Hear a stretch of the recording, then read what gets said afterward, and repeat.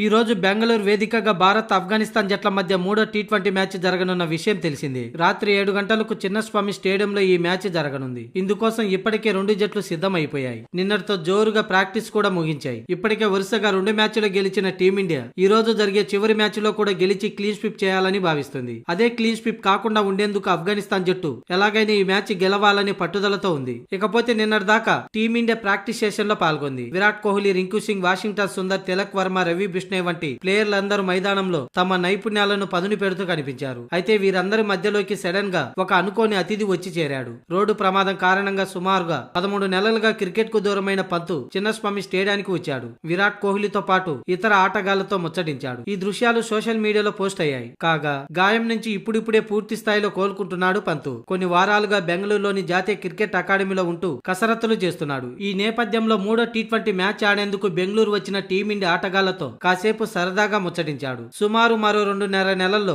Indian premier league ప్రారంభం కానుంది. అప్పటికల్లా పంతు పూర్తి ఫిట్నెస్ సాధిస్తాడనే అంచనాలు ఉన్నాయి. ఒకవేళ పంతు ఐపీఎల్ లో రాణిస్తే టీమిండియాలో కూడా ఎంట్రీ ఇచ్చే అవకాశం ఉంది. అదే జరిగితే ఈ ఏడాది జూన్ లో వెస్టిండీస్ అమెరికా వేదికల్లో జరగనున్న టీ20 ప్రపంచ కప్ లో ఆడే అవకాశం ఉంది.